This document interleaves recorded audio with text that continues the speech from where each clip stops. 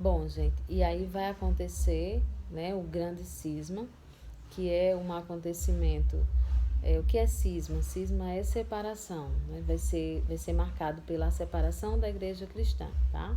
Então, a igreja cristã vai ser dividida entre igreja cristã do Oriente, né, que vai passar a se chamar de Igreja Católica Ortodoxa Grega, que tem a sua sede em Constantinopla e tem como principal líder religioso o patriarca, e Igreja Católica Apostólica Romana, que é a igreja cristã no Ocidente, com sede em Roma e que tem como principal representante o Papa. Né? Por que essa separação ela vai acontecer?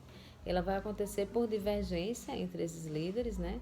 Divergências políticas, divergências também no campo da interpretação da Bíblia e, né, interpretações, divergências dentro da própria doutrina. Então, a Igreja Ortodoxa Grega, né, que é a igreja cristã do Oriente, ela vai ter como representante o patriarca, que também vai ser um líder político. Então, além de líder religioso, ele vai ter também o poder político e a liderança política estabelecida.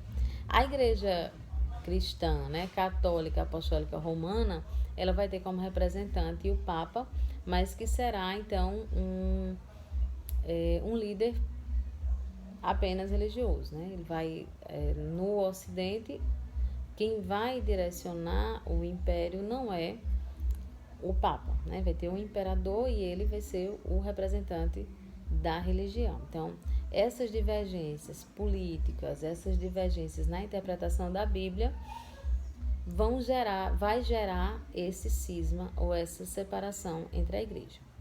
Tá? Outra coisa que eu queria pontuar para vocês em relação ao Império Bizantino é que os bizantinos eles se consideravam os principais herdeiros do Império Romano. Tá? Por que eles dizem isso? Porque eles alegam que como Roma foi constantemente invadida e depois se estabeleceram os reinos germânicos, Roma então teria perdido parte dos elementos da sua cultura. Ou seja, a cultura romana teria então se fragmentado mediante essas invasões. Mas basta lembrar também que o Império Bizantino ele teve muitas influências, grandes influências, né, de outras culturas. Então, isso vai ser perceptível principalmente em culturas do Oriente, tá? Da cultura grega, cultura chinesa. Então, de várias culturas, na verdade, não só culturas orientais, mas de várias outras culturas. Isso vai ser perceptível a partir, por exemplo,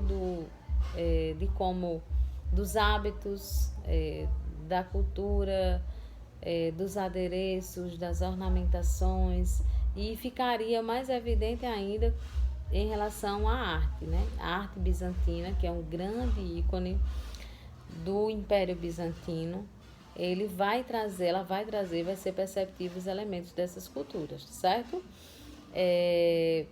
A cultura da seda, que é uma cultura chinesa, né, que vai ser levada para o Império Romano do Oriente, ou seja, para o Império Bizantino, a partir dessa comunicação entre o Oriente e o Ocidente. Né? Lembra que eu falei para vocês que Constantinopla ficava, né, nessa rota entre a Ásia e a Europa. E aí essa parte, né, essa comunicação teria dado possibilidade dessa influência desses povos do Oriente na cultura bizantina, certo?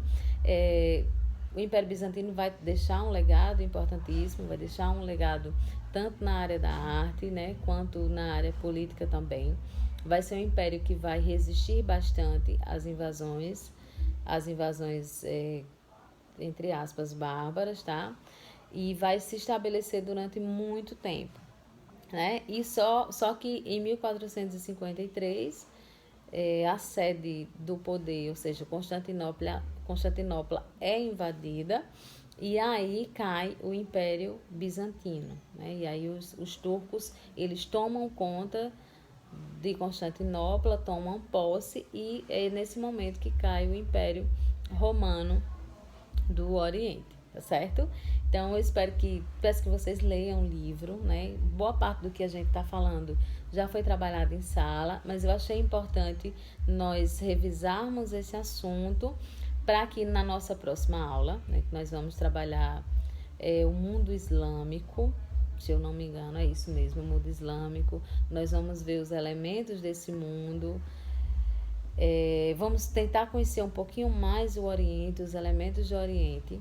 E aí eu achei importante a gente fazer essa passagem, tá?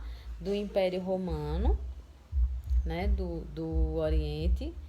E como é que esses grupos orientais, eles se estabelecem no Império, no que seria antes o Império Romano, ali na região da Constantinopla, tá certo? E vão se espalhando por toda a Europa, tá bom? Então, um beijo para vocês. Espero que qualquer dúvida, coloca lá, escreve, que eu vou responder.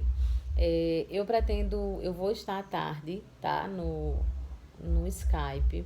Vou deixar para vocês um linkzinho para vocês acessarem, porque vocês vão poder me fazer perguntas na hora, durante a tarde, né, em tempo real. Vou estar sentadinha, esperando por vocês, esperando que vocês façam as perguntas. Se tiver alguma dúvida, professora, não entendi isso, não entendi o que foi o cisma, o grande cisma. Eu não entendi, professora, o que era o movimento iconoclasta. Qual é a diferença entre por que foi dividido o império, enfim. Qualquer dúvida, vocês deixam lá. Vocês podem entrar online, que eu vou estar esperando vocês. Ou vocês podem deixar nos comentários, que eu vou lá e respondo para vocês, tá certo? Um beijo, Deus abençoe vocês.